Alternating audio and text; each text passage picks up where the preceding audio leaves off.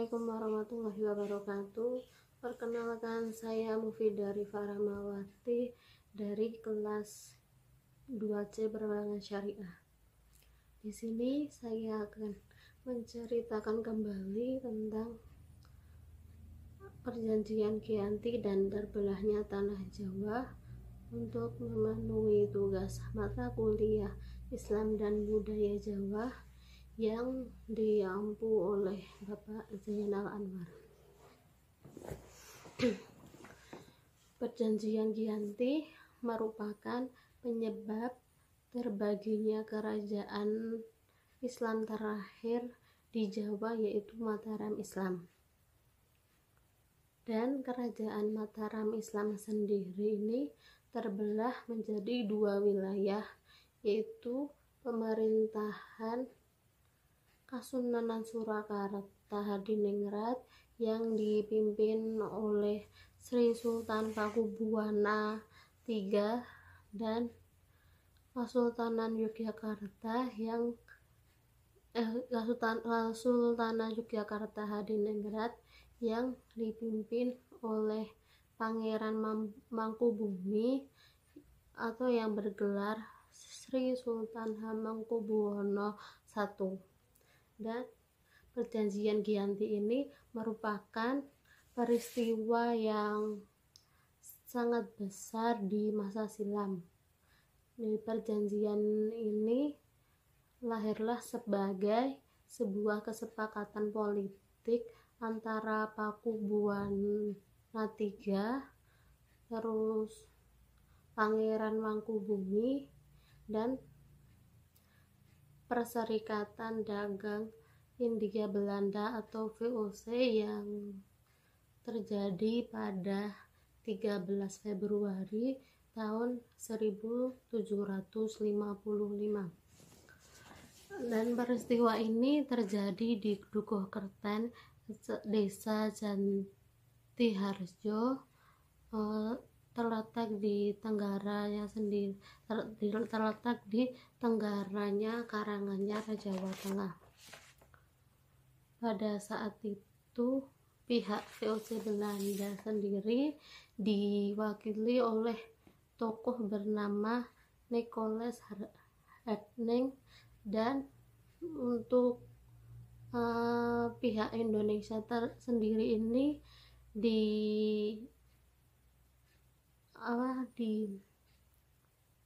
diwakili oleh Pangeran Mangkubumi. Untuk nama Giyanti sendiri yaitu merujuk pada suatu tempat penandatanganan perjanjian tersebut, yaitu di Desa Giyanti yang sekarang di Dukuh Kerten, Karanganyar sendiri. Perjanjian ini merupakan upaya VOC Belanda untuk meraih keuntungan dari pertikaian keluarga Kesultanan Mataram Islam. Setelah perjanjian damai dan penandatanganan ini, Pangeran Mangkubumi ikut menyerang kelompok pemberontakan yaitu oleh Pangeran Sumbernyowo. Setelah itu, kelompok Pangeran Sumbernyowo sendiri berjanji akan ikut menandatangani perjanjian damai selanjutnya. Untuk wilayah Mataram Islam sendiri dibagi menjadi dua wilayah, yaitu sebelah timur Sungai Opak yang dikuasai oleh Sunan Pakubuwana III yang berada di Surakarta, dan untuk wilayah sebelah baratnya diserahkan pada Pangeran Mangkubumi yang sekaligus diangkat sebagai Sultan Hamengkubuwono I yang terletak di Yogyakarta. Sebelum itu, Kesultanan Surakarta sendiri berdiri terlebih dahulu pada kurun waktu kekuasaan Pakubuwana II sebagai pengganti Keraton Kartosuro yang hancur karena serangan orang-orang dari Tionghoa.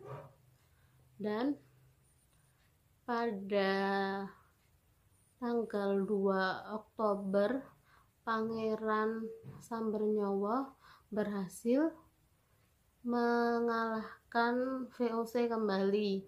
Akan tetapi sebelum itu pada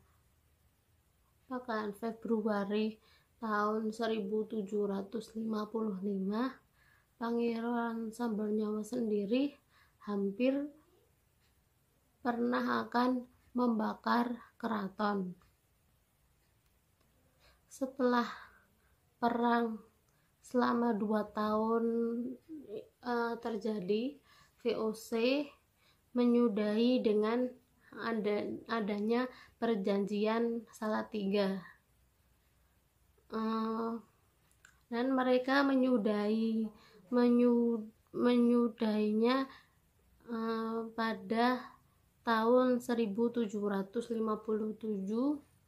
di tanah Jawa sendiri menjadi terbagi kembali. Kemudian di Salatiga itu yang tadinya Pangeran Sambernyowo mendapat sebagai Kasunanan Solo sekarang atau Kadipaten Mangkunegara. Pakualaman dengan demikian, tanah Jawa memiliki 4 wilayah pemerintahan dinamika politik yang digerakkan angin revolusi pertengahan tahun 1924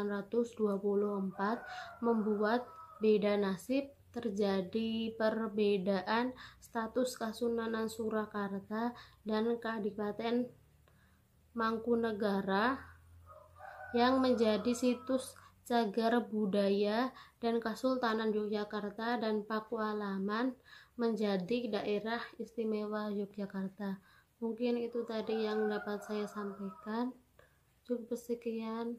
Wassalamualaikum warahmatullahi wabarakatuh.